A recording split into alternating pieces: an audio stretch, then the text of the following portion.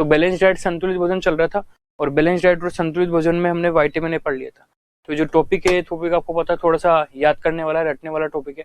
तो एक काम करते हैं, इसको हम 2 मिनट में एक बार रिकेप कर लेते हैं। जो मैंने चीजें पढ़ाई आपको उसको हम रिकेप कर लेते हैं। तो थोड़ा ध्यान से सुनना, क्या क्या चीज पढ़ ली थी हमने। तो मैंने आपको ये बता दिया था कि बैलेंस डाइट क्या होता है। तो मैंने आपको बताया था ऐसा भोजन जिसमें पर्याप्त मात्रा के अंदर कार्बोहाइड्रेट हो, प्रोटीन हो, लिपिड हो, विटामिन हो, मिनरल्स हो, ऐसे भोजन को हम बोलते हैं संतुलित भोजन या बैलेंस डाइट। यहाँ तक ये चीज मैंने आपको समझा दी थी। उसके बाद जो मैंने आपको समझाया कि कार्बोहाइड्रेट और जो प्रोटीन और लिपिड होता है, इन तीनों से हमको एनर्जी मिलती है। ये जो तीन है, ये तीन ही हमको एनर्जी देते हैं। क्योंकि तीन ही हमको एनर्जी देते हैं, इसलिए इसको हम क्या बोलते हैं, बायोफ्यूल भी बोलते हैं, जैव ईंधन भी बोलते हैं। सही है। बाकी इन तीन के अलावा आपको पता है बाकी जो होते हैं वो हमको एनर्जी देते हैं। और जो तीन दिख रहे हैं जिसे हम बायोफ्यूल बोल रहे हैं, कार्बोहाइड्रेट, प्रोटीन और लिपिड, इसमें मैंने आपको बताया था सबसे ज्यादा जो एनर्जी हो किससे बनती है। तो आपको पता है सबसे ज्यादा जो एनर्जी हो किससे बनती है, कार्बोहाइड्रेट से। और कार्बोहाइड्रेट से जो एनर्जी मिलती है, कार्बोहाइड्रेट जो है वो 1 ग्राम कितना कार्बोहाइड्रेट से एनर्जी मिलती है। तो 1 ग्राम कार्बोहाइड्रेट से आपको पता है 4.2 किलो कैलोरी एनर्जी मिलती है। उसके बाद फिर मैंने आपको बताया था लिपिड, लिपिड से कितनी एनर्जी मिलती है। तो लिपिड जो है उससे लिपिड से एनर्जी मिलती है, वो कितनी मिलती है, सॉरी पहले प्रोटीन देख लेते हैं। प्रोटीन से कितनी मिलती है, 4.3 मिलती है। उसके बाद अगर हम लिपिड देखे, वसा देखे, तो सबसे ज्यादा एनर्जी मिलती है, कितनी एनर्जी मिलती है, 9.2 एनर्जी मिलती है। सबसे पहले किससे बनी, सबसे बाद में किससे, सबसे जल्दी किससे बनती है, तो आपको पता है कार्बोहाइड्रेट से मिलती है। सबसे ज्यादा किससे मिलती है, तो आपको पता है किससे मिलती है, सबसे ज्यादा लिपिड से। उसके बाद मैंने आपको बताया था जब हम खाना खाते हैं तो कार्बोहाइड्रेट सबसे ज्यादा एनर्जी बनाता है, लेकिन थोड़ी बहुत कार्बोहाइड्रेट जो है वो स्टोर भी हो जाती है। थोड़ी बहुत जो कार्बोहाइड्रेट स्टोर होती है, स्टोर कहाँ पर होती है आपको पता है, कहाँ पर होती है, लीवर के अंदर स्टोर होती है। प्रोटीन और जो लिपिड है वो एनर्जी तब बनाता है जब हम भूखे हों, हम खाना नहीं खाते। नॉर्मल अवस्था में हमारी बॉडी में स्टोर होता है। तो कार्बोहाइड्रेट वो लिपिड कहाँ पर स्टोर होता है, लिपिड मसल में स्टोर, लिपिड जो होता है वो स्किन में स्टोर होता है। और थोड़ा बहुत लिपिड कहाँ पर स्टोर होता है, लीवर के अंदर होता है। फिर मैंने आपको बताया था जो प्रोटीन होता है, प्रोटीन कहाँ पर स्टोर होता है, तो सबको पता है आपको प्रोटीन जो होता है वो स्टोर कहाँ पर होता है।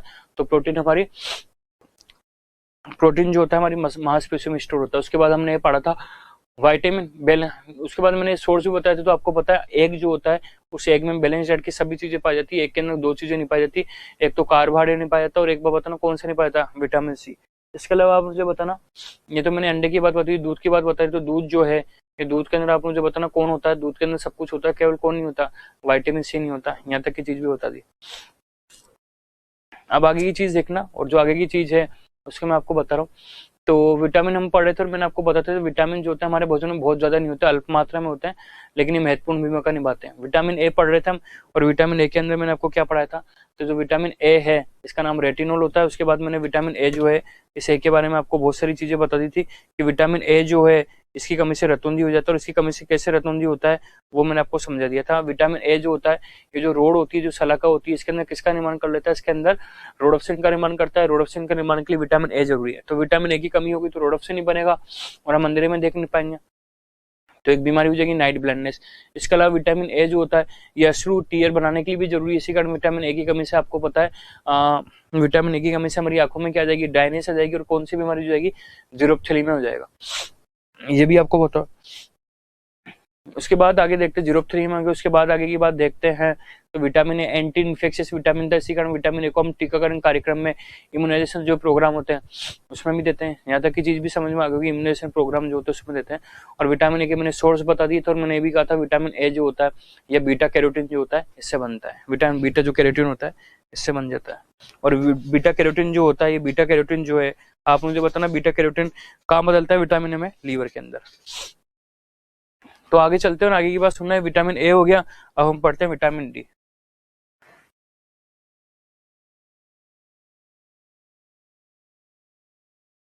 तो विटामिन डी जो है इसका साइंटिफिक नेम है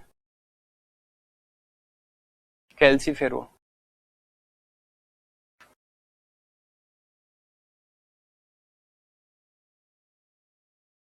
इसका साइंटिफिक नाम, विटामिन डी का साइंटिफिक नेम क्या है, कैल्सीफेरोल।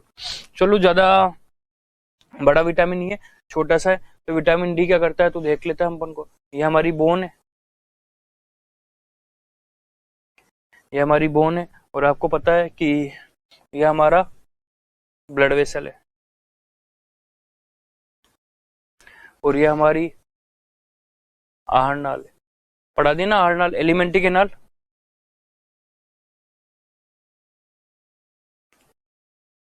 ये आहार नाल है। आपको पता है इस जगह पर अगर हम देखें तो यहाँ पर कौन होता है, कैल्शियम होता है। ब्लड के अंदर कैल्शियम आता है। ब्लड में कैल्शियम जो आता है वो कहाँ से आता है, खाने से। आपको पता है हम जो कुछ भी खाते हैं सब कहाँ पर जाएगा, पहले तो यहाँ ही जाएगा ना। अब तो मैंने डाइजेशन पढ़ा दिया, तो ये कैल्शियम है।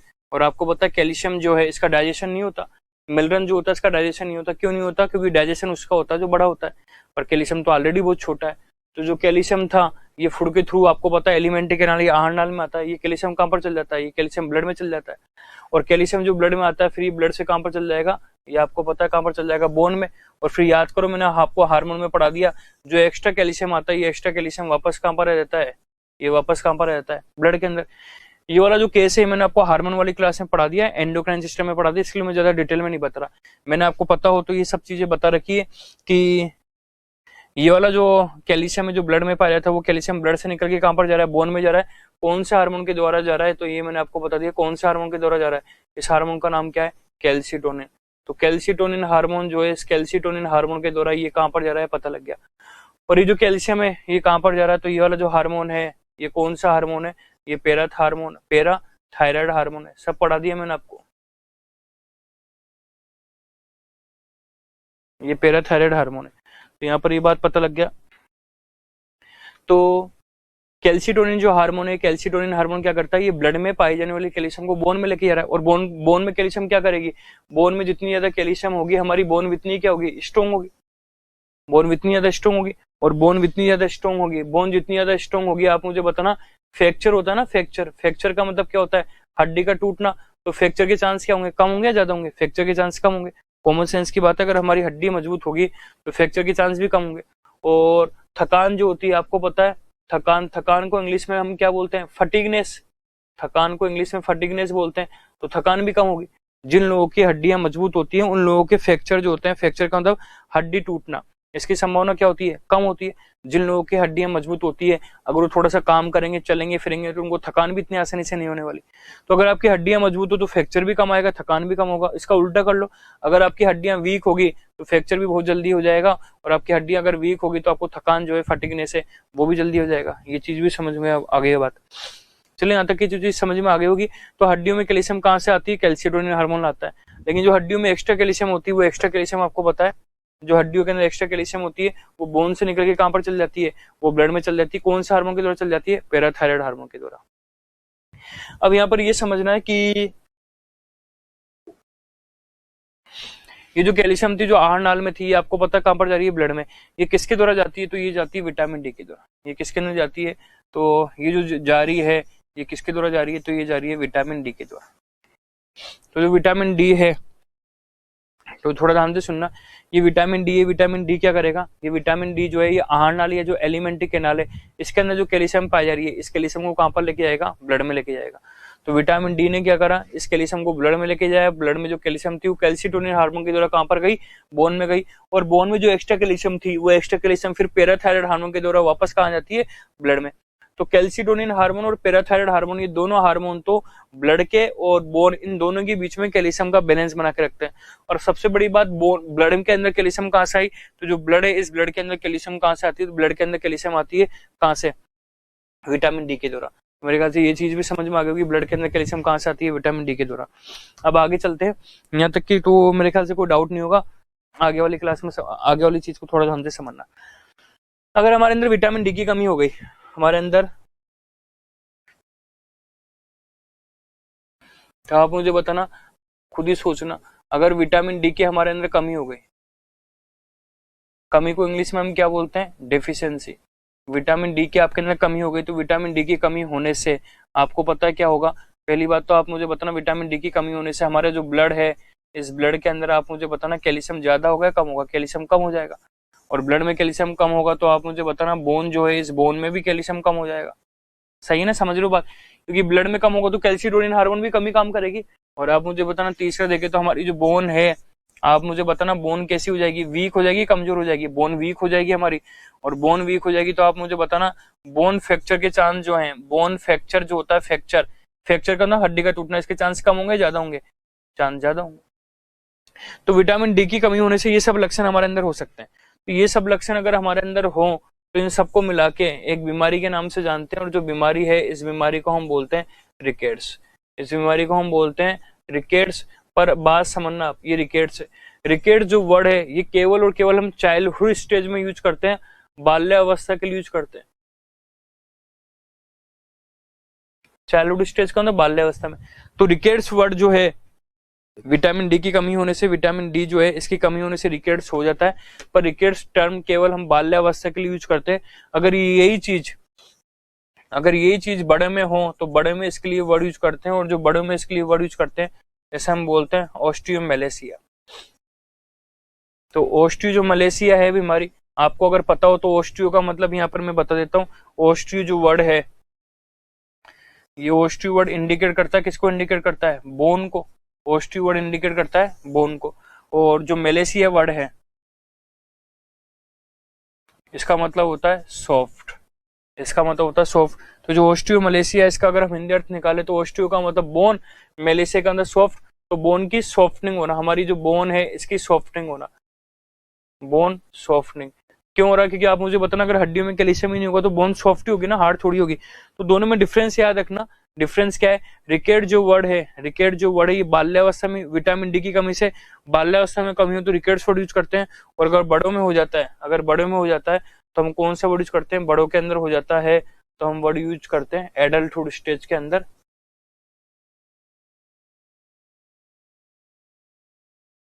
एडल्टहुड स्टेज में हम कौन सा वर्ड यूज करते हैं? Osteo Malaysia. तो ये चीज समझ में आ गई होगी आपको क्या है रिकेट्स क्या होता है और ऑस्टियो मलेशिया क्या होता है। तो मेरे ख्याल से इसमें कोई डाउट नहीं होगा, रिकेट्स किसे होता है और ऑस्टियो मलेशिया किसे होता है। अब आगे चलते हैं। तो विटामिन डी जो होता है, यहाँ तक की चीज तो समझ में आ गई, दोनों क्या होते हैं। अब मैं आपको बताता हूँ, जितने भी विटामिन होते हैं तो सबको आपको पता है, जितने भी विटामिन होते हैं इन विटामिन का सोर्स जो होता है, विटामिन को हमारी बॉडी नहीं बनाती, ये सभी को पता है आपको। विटामिन का जो सोर्स होता है वो केवल फूड होता है, सही है। विटामिन हम केवल खाने से खाते हैं, विटामिन हमारी बॉडी नहीं बनाती। आपको पता हो तो विटामिन और हार्मोन में क्या डिफरेंस होता है? हार्मोन जो होता है जिनका निर्माण हमारी बॉडी खुद करती है, आपको पता हो तो एंडोक्राइन जो ग्लैंड होती है वो हार्मोन बनाती है। लेकिन जो विटामिन होता है तो आपको पता है विटामिन जो होता है इसका निर्माण हमारी बॉडी खुद नहीं कर पाती। विटामिन को तो हमको कहाँ से लेना पड़ता है? विटामिन को हम भोजन से लेते हैं, सही है। तो विटामिन जो होता है इसका सोर्स केवल फूड होता है। अभी फूड कोई भी हो सकता है, ये प्लांट का फूड हो सकता है, प्लांट का मतलब पेड़ पौधे से, पेड़ पौधों का मतलब सब्जियों से, वेजिटेबल से या फ्रूट से, या फिर इसका सोर्स जो है वो एनिमल हो सकता है, इसका जो सोर्स है वो एनिमल हो सकता है। एनिमल का मतलब जानवर, जानवर से हमको क्या क्या मिलता है? दूध हो गया, एनिमल फूड हो गया, मीट हो गया, एग हो गया, ये जानवर से मिलेगा। तो विटामिन कभी भी हमारी बॉडी नहीं बनाती, विटामिन जो होता है ये सिर्फ हमें बाहर से मिलता है। लेकिन विटामिन डी के बारे में सुनना बात, विटामिन डी के बारे में देखते हैं क्या होता है। ये हमारी स्किन है, ये जो आपको दिख रहा है ये हमारी स्किन है।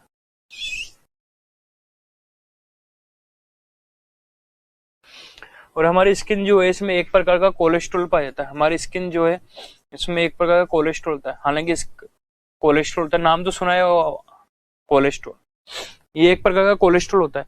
ये एक प्रकार का कोलेस्ट्रॉल हमारी स्किन में पाया जाता है। और ये कोलेस्ट्रॉल क्या करता है जो हमारी स्किन में पाया जाता है? अगर हमारी स्किन पर सनलाइट गिरती है, सनलाइट को हिंदी में क्या बोलते हैं? सनलाइट को हिंदी में बोलते हैं सूर्य का प्रकाश। तो अगर हमारी स्किन में कोलेस्ट्रॉल, अगर हमारी स्किन में सनलाइट गिरती है तो हमारी स्किन में पाया जाने वाला जो कोलेस्ट्रॉल होता है ये कोलेस्ट्रॉल कन्वर्ट हो जाता है, ये कोलेस्ट्रॉल कन्वर्ट हो जाता है। ये कोलेस्ट्रॉल किस में कन्वर्ट हो जाता है? तो कोलेस्ट्रॉल कन्वर्ट हो जाता है विटामिन डी के अंदर। तो पहले तो ये पता लग गया, इसका मतलब ये हो गया, ध्यान से सुनना, विटामिन डी जो है इसका निर्माण हमारी बॉडी खुद कर लेती है। विटामिन डी जो होता है इसका निर्माण हमारी बॉडी खुद कर लेती है। और हमारी बॉडी के अंदर जो विटामिन डी है इसको कौन बनाता है? ये कहाँ बनता है विटामिन डी? ये विटामिन डी बनता है स्किन में। और स्किन में किसके द्वारा बनता है? सनलाइट की उपस्थिति में बनता है, क्योंकि विटामिन डी का निर्माण जो होता है ये सूर्य के प्रकाश की उपस्थिति में हो जाता है। इसी कारण विटामिन डी को हम सनशाइन विटामिन भी बोलते हैं, सनशाइन विटामिन। और सनशाइन विटामिन को हिंदी में हम क्या बोलते हैं? धूप का विटामिन। ऐसा विटामिन जो धूप में बन जाता है इसे हम बोलते हैं सनशाइन विटामिन। तो विटामिन डी अकेला एक ऐसा विटामिन है हमारी बॉडी में जिसका निर्माण हमारी बॉडी खुद कर लेती है। अभी मैंने आपको बताया जितने भी विटामिन होते हैं सबको हम खाने से लेते हैं, लेकिन विटामिन डी जो है ये आपको दिख रहा है, विटामिन डी एक अकेला ऐसा विटामिन है जिसका निर्माण हमारी बॉडी खुद कर लेती है। क्योंकि विटामिन डी का निर्माण आपकी बॉडी खुद कर लेती है, विटामिन डी का निर्माण आपकी बॉडी खुद कर लेती है। जिस प्रकार से हमारी बॉडी खुद हार्मोन बनाती है, आपको पता है ना हार्मोन हमारी बॉडी खुद बनाती है। तो जिस प्रकार से हमारी बॉडी खुद हार्मोन बनाती है, उसी प्रकार से अगर मैं एक बात बोलूं तो जितने भी हार्मोन होते हैं वो हमारी बॉडी खुद बनाती है। लेकिन विटामिन डी जो है ये एक ऐसा विटामिन होता है जिसका निर्माण हमारी बॉडी खुद कर लेती है। इसका मतलब विटामिन डी में हार्मोन के लक्षण पाए जाते हैं। क्योंकि विटामिन डी में हार्मोन के लक्षण पाए जाते हैं, इसी कारण विटामिन डी को हम बोलते हैं हार्मोनल। विटामिन डी जो है इसको हम बोलते हैं hormonal vitamin. Hormonal vitamin. Question आ जाए ऐसा कौन सा विटामिन है जिसमें हार्मोन के लक्षण पाए जाते हैं, तो आप बोल देना बताओ ऐसा कौन सा विटामिन है जिसमें हार्मोन के लक्षण पाते हैं विटामिन डी में। क्यों? क्योंकि विटामिन डी का निर्माण हमारी बॉडी खुद कर लेती है, इसलिए विटामिन डी जो है इसे हम हार्मोनल विटामिन भी कहते हैं। तो मेरे ख्याल से समझ में आ गया होगा यहाँ तक की चीज भी।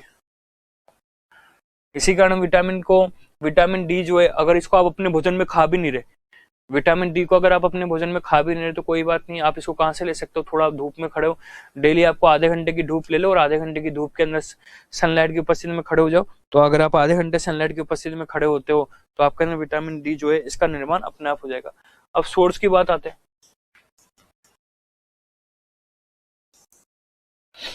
तो सोर्स के बारे में एक बात सुनना, तो सोर्स के बारे में एक बात बता रहा हूँ तो सुनना। विटामिन डी जो है इसके बारे में एक विशेष बात क्या है और विटामिन डी के बारे में इसका स्पेशल बात क्या है। विटामिन डी जो है इसका ओनली सोर्स जो होता है, विटामिन डी का ओनली जो सोर्स होता है वो कौन होता है, वो एनिमल सोर्स होता है। इसका मतलब बात समझना क्या है। एनिमल सोर्स को हिंदी में क्या बोलते हैं, जानवर, जंतु स्रोत। हिंदी में बोलेंगे जंतु स्रोत। देखो क्या है, सुनना। जितने भी विटामिन हम पढ़ रहे हो ना, हम आगे पढ़ेंगे, इनके स्रोत फूड होता है, खाना होता है। अब खाना हमको या तो एनिमल से मिल सकता है, जानवर से मिल सकता है, या फिर खाना हमको प्लांट से मिल सकता है। लेकिन विटामिन डी जो है इसका जो सोर्स होता है वो केवल और केवल एनिमल सोर्स होता है। इसका मतलब ये हो गया विटामिन डी जो है, थोड़ा ध्यान से सुनना, विटामिन डी जो है इसका कोई प्लांट सोर्स नहीं होता। विटामिन डी का कोई प्लांट सोर्स नहीं होता। और कोई प्लांट सोर्स नहीं होने का मतलब क्या है, कोई प्लांट सोर्स नहीं होने का मतलब है विटामिन डी जो होता है ये ना फल में मिलता है ना सब्जी में मिलता है, ये सिर्फ एनिमल फूड में मिलेगा। और एनिमल फूड में मिलेगा इसका मतलब आप मुझे बता दो किस में मिलेगा, ये दूध में मिलेगा आपको। और आप मुझे बता दो किस में मिलेगा, ये एग में मिलेगा। और किस में बता दो, ये मीट में मिलेगा। और बता दो किस में मिलेगा, फिश में मिलेगा, मछली में मिलेगा। अच्छा, जब हम मछली की बात करते हैं तो मछली से जो चीज मिलती है वो कहाँ से बनती है, मछली के अंदर लीवर होता है और मछली के अंदर जो लीवर होता है उससे तेल निकलता है, तो जिसे हम बोलते हैं फिश लीवर ऑयल। मछली के अंदर लीवर होता है, लीवर से तेल निकलता है जिसे हम बोलते हैं फिश लीवर ऑयल। जो फिश लीवर ऑयल जो है, तेल जो है, उसके अंदर से विटामिन डी पाया जाता है। तो विटामिन डी के सोर्स पता लग गए। तो विटामिन डी के कोई भी सोर्स ऐसा नहीं है, जो विटामिन डी का कोई भी सोर्स ऐसा नहीं है जो हमको कहाँ से मिलता हो, जो हमको प्लांट से मिलता हो, पेड़ पौधे से मिलता हो, फल से मिलता हो, सब्जी से। विटामिन डी के जितने भी सोर्स हैं वो पूरे के पूरे एनिमल सोर्स ही, दूध में मिलेगा, अंडे में मिलेगा, मीट में मिलेगा। तो यहाँ तक ये चीज समझ में आ गई होगी। यहाँ एक बात मैं और बता देता हूँ, जो क्या है इसका मतलब, यहाँ पर अगर हम थोड़ा ध्यान से सुने तो वो क्या है, ऐसे लोग जो प्योरली वेजिटेरियन होते हैं, प्योरली वेजिटेरियन का मतलब वो सिर्फ जो होते हैं वो केवल हरी सब्जी, वो सब्जियां और फल ही खाते हैं, तो उनके अंदर विटामिन डी की कमी हो सकती है। क्योंकि कुछ लोग जो होते हैं वो दूध भी नहीं पीते। जो वेजिटेरियन लोग हैं, अगर आप मुझे बताना वो दूध भी नहीं पीते तो क्या होगा, ना नॉनवेज खा रहे हैं तो विटामिन डी होगा, दूध भी नहीं पी रहे, और वो धूप में भी नहीं जाते, 24 घंटे घर के अंदर ही बैठे रहते हैं या कोई जॉब करते हैं ऑफिस के अंदर। तो आप बताना, अब धीरे धीरे हमारी जो लाइफ स्टाइल है वो ऐसी हो गई जिसके अंदर हम सन के कांटेक्ट में आ ही नहीं रहे। इसी और जो विटामिन डी जो है इसका सोर्स केवल एनिमल फूड ही है, और एनिमल फूड भी हम ज्यादा नहीं खा रहे, दूध भी हम ज्यादा कोई पी नहीं रहे, और जो नॉन वेज है बहुत से लोग खाते नहीं है। इसका मतलब जो प्योरली वेजिटेरियन लोग होते हैं, पूरी तरह से शाकाहारी जो लोग हैं, उनमें विटामिन डी की कमी अक्सर देखने को मिलती है अगर वो नॉनवेज नहीं खाते तो। सही बात, तो चीज समझ में आ गई होगी बात। तो हमारा विटामिन डी भी हो गया, और ए तो हमने पहले कर ही लिया था। अब आगे की बात और सुनते हैं। विटामिन ए हो गया, विटामिन डी हो गया। अब हम पढ़ते हैं विटामिन ई, विटामिन ई। तो जो विटामिन ई है इसके सोर्स इंपोर्टेंट नहीं है। देखो मैं वही चीज पढ़ाऊंगा जो आपके लेवल पर इंपोर्टेंट होगा, फालतू हर कुछ पढ़ने से कोई मतलब नहीं है। विटामिन ई जो है, सबसे पहले तो विटामिन ई का हम नाम देख लेते हैं। विटामिन जो ई है इसका साइंटिफिक नेम है टोकोफेरोल।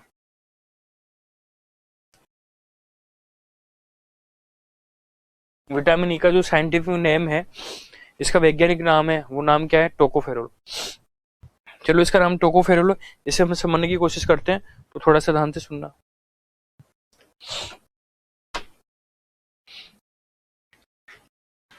ये जो टोकोफेरोल है विटामिन इसका नाम, इसको थोड़ा सा ध्यान से सुनना। विटामिन ए क्या करते हैं आपको पता है, मेल होता है, ये मेल बना दिया और ये फीमेल बना दिया। आपको पता है मेल जो है, इस मेल के अंदर टेस्टिस बनता है, फीमेल के अंदर ओवरी होती है। मेल के अंदर टेस्टिस होता है, फीमेल के अंदर ओवरी। टेस्टिस को तो सभी को पता है ना, टेस्टिस को हिंदी में क्या बोलते हैं, वृषण, और ओवरी को क्या बोलते हैं, अंडाशय। और वृषण के अंदर आपको पता है क्या बनता है, वृषण के अंदर आपको पता है स्पर्म बनता है। और ओवरी के अंदर आप बताना, ओवरी जो है, इस ओवरी के अंदर क्या बनता है, एग बनता है। एग का मतलब अंडा, और स्पर्म का मतलब शुक्राणु। सही है, ये चीज बन रही। अब सेक्सुअल कॉन्टेक्ट के समय आपको पता है दोनों मिल जाते हैं, और सेक्सुअल कॉन्टेक्ट के समय दोनों मिलके, आप मुझे बताना है, दोनों मिलके क्या बनाते हैं, जायगोट बनाते हैं। और जायगोट को हिंदी में आपको पता है युग्मनज बोलते हैं। और ये जायगोट आगे डेवलप करता है, जायगोट जो होता है आगे डेवलप करता है, और आप बताना क्या बनाता है, ये बेबी बनाता है। बेबी का मतलब ये क्या बनाता है, संतान बनाता है। और संतान पैदा करने के गुण को हम क्या बोलते हैं, जनन बोलते हैं। जनन का मतलब हिंदी में जनन बोल दो या प्रजनन बोल दो, और इंग्लिश में क्या बोलते हैं, रिप्रोडक्शन। रिप्रोडक्शन बोलते हैं।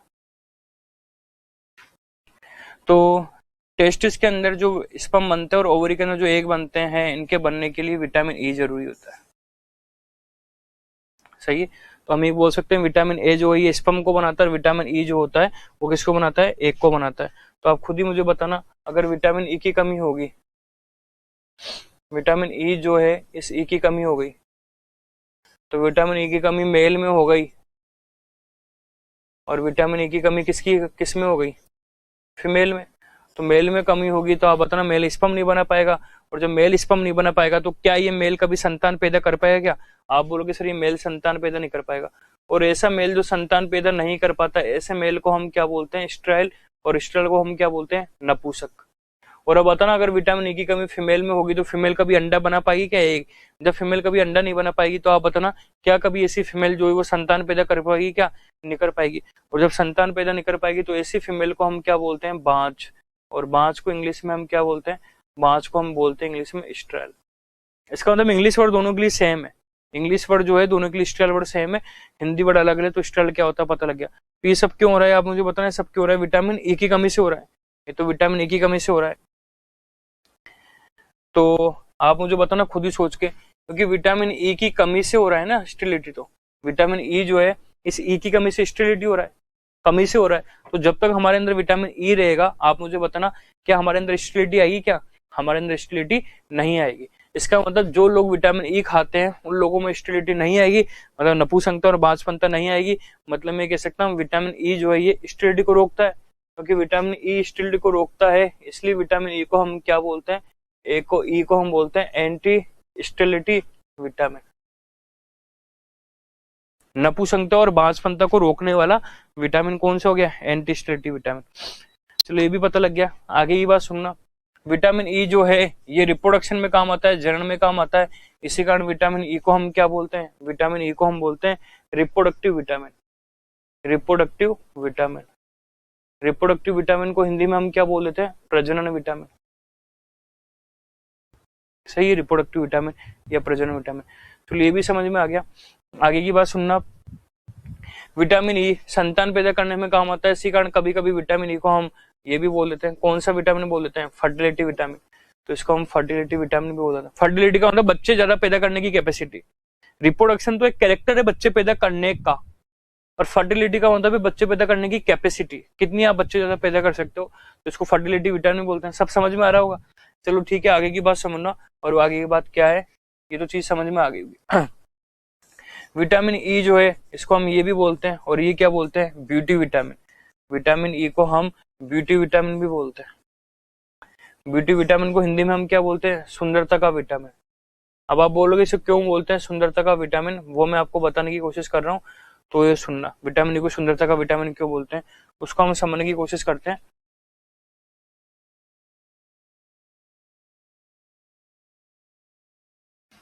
यहाँ मैं एक वर्ड लिख रहा हूँ, और जो वर्ड लिख रहा हूँ इस वर्ड को हम बोलते हैं एंटीऑक्सीडेंट। इसको हम बोलते हैं एंटीऑक्सीडेंट, और एंटीऑक्सीडेंट को हिंदी में हम बोलते हैं प्रतिऑक्सीकारक।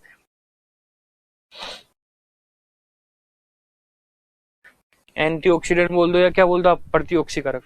तो एंटीऑक्सीडेंट पदार्थ क्या होते हैं, तो हम बोल देते हैं ऐसे पदार्थ, पदार्थ बोल दो या केमिकल बोल दो एक ही बात है, ऐसे पदार्थ या केमिकल जो शरीर में, ऐसे पदार्थ या केमिकल जो शरीर का मतलब बॉडी में, जो बॉडी में ऑक्सीडेशन प्रोसेस, ऑक्सीडेशन प्रोसेस आपने बचपन में पढ़ी होगी, इसको हिंदी में बोलते हैं ऑक्सीकरण प्रक्रिया,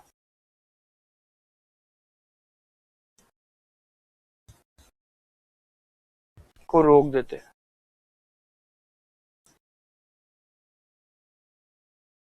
तो ऐसे पदार्थ जो शरीर में ऑक्सीडेशन प्रोसेस या ऑक्सीकरण प्रक्रिया को रोक देते हैं, ऐसे पदार्थ को हम क्या बोलते हैं, एंटीऑक्सीडेंट। और अगर ऑक्सीकरण की प्रक्रिया जितने ज्यादा हम प्रतिऑक्सीकरण का यूज करेंगे, हमारे शरीर की सुंदरता जो है वो बढ़ेगी। सुंदरता का मतलब ब्यूटी जो है वो हमारी बढ़ेगी। तो ध्यान से समझना, मैं बोल रहा हूँ कोई भी चीज जितना ज्यादा एंटीऑक्सीडेंट हमारे शरीर के लिए बहुत अच्छे होते हैं, जितना ज्यादा एंटीऑक्सीडेंट हम खाएंगे हमारे शरीर की ब्यूटी उतनी ही बढ़ेगी। तो इसका विटामिन ई से क्या रोल है, तो मैं अब आपको बता रहा हूँ। एंटीऑक्सीडेंट जो है, थोड़ा ध्यान से समझना, एंटीऑक्सीडेंट जो है 3 विटामिन होते हैं। कौन कौन से होते हैं, विटामिन ए होता है, विटामिन सी होता है और विटामिन ई होता है। ये 3 विटामिन होते हैं जो एंटीऑक्सीडेंट होते हैं। तो विटामिन ए तो हमने पढ़ ही लिया, तो अब आप विटामिन ए के अंदर एक बात और इंक्लूड कर सकते हो, और वो क्या कर सकते हो, विटामिन ए जो होता है इसके अंदर एंटीऑक्सीडेंट गुण होता है। विटामिन ए के अंदर एंटीऑक्सीडेंट गुण होता है, इसी कारण विटामिन ए जो है हमारे शरीर की सुंदरता बढ़ाता है। विटामिन सी है, हालांकि हमने पढ़ा नहीं है पर हम पढ़ लेंगे, विटामिन सी में भी एंटीऑक्सीडेंट का गुण पाया जाता है। इसका मतलब विटामिन सी जो है ये भी हमारे शरीर की क्या बढ़ाएगा, सुंदरता। और उसके बाद क्या बच रहा है, विटामिन ई। विटामिन ई में भी एंटीऑक्सीडेंट का गुण है, इसी कारण विटामिन ई भी हमारे शरीर की सुंदरता बढ़ाएगा। लेकिन यहाँ पर मैं एक बात लिख लेता हूँ, और वो बात क्या है वो सुनना। विटामिन जो ई है, विटामिन ई जो है इसके अंदर, विटामिन जो ई है इसके अंदर मैक्सिमम, सबसे ज्यादा एंटीऑक्सीडेंट गुण पाया जाता है। इसके अंदर मैक्सिमम एंटीऑक्सीडेंट का गुण पाया जाता है। और जब मैक्सिमम एंटीऑक्सीडेंट की जो कैरेक्टर होता है वो किसके अंदर पाया जाता है, वो विटामिन ई में पाया जाता है। क्योंकि मैक्सिमम एंटीऑक्सीडेंट का गुण जो होता है ये विटामिन ई में पाया जाता है। इसी कारण विटामिन ई सबसे ज्यादा सुंदर करेगा हमको। समझ में आ गया होगा, सबसे ज्यादा सुंदर करेगा। इसी कारण विटामिन ई को हम कौन सा विटामिन बोल देते हैं, विटामिन ई को हम बोल देते हैं ब्यूटी विटामिन। और ब्यूटी विटामिन को हिंदी में हम क्या बोल देते हैं, सुंदरता का विटामिन।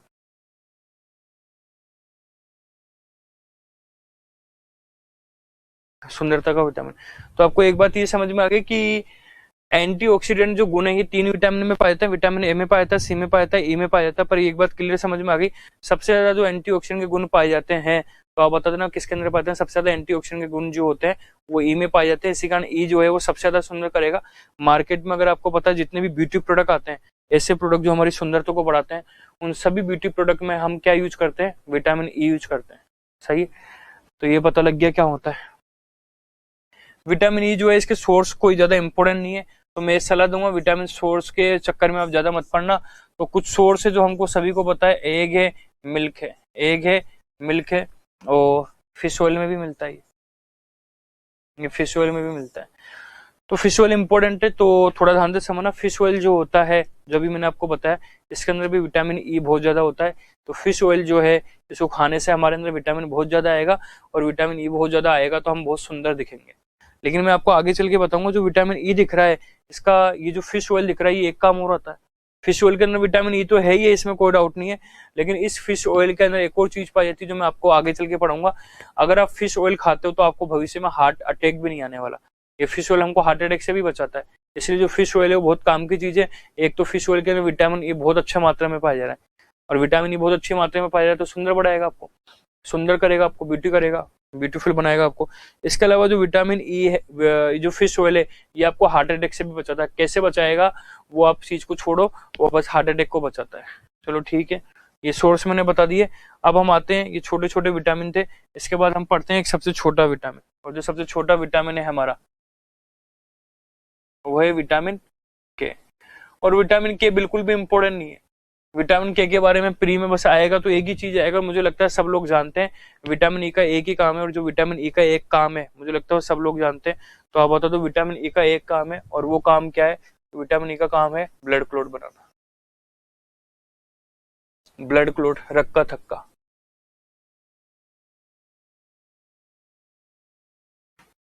ये बात मैंने आपको बहुत पहले बता दी, अगर आपको पता हो तो। जब हम ब्लड पढ़ रहे थे, जब मैंने आपको प्लेटलेट पढ़ाई थी, जब मैंने आपको बताया था ब्लड क्लॉट बनाने के लिए 6 लोग जरूरी है, पता था ना, जिसमें से एक प्लेटलेट भी थी, आपको पता हो तो कैल्शियम भी थी, और फिर मैंने बताया था विटामिन के भी जरूरी है। तो ब्लड क्लॉट जो होता है, इसको बनाने के लिए बहुत से लोग जरूरी होता है, जिनमें से विटामिन के भी होता है। तो अगर हमारे अंदर विटामिन के की कमी होगी तो चोट लगने पर हमारे अंदर ब्लड क्लॉट जो होगा वो बन नहीं पाएगा। तो ये छोटे छोटे विटामिन थे। अब हमारा जो विटामिन बच गया है, आप मुझे बताना कौन सा विटामिन बच गया। अब हमारा, मैंने आपको कहा था विटामिन 2 टाइप के होते हैं, वसा में घुलनशील और जल में घुलनशील। तो वसा में घुलनशील जो विटामिन है वो हमने पढ़ लिए, ए डी ई के। अब हम क्या पढ़ेंगे, जल में घुलनशील विटामिन बी और सी नेक्स्ट क्लास में। Thank you.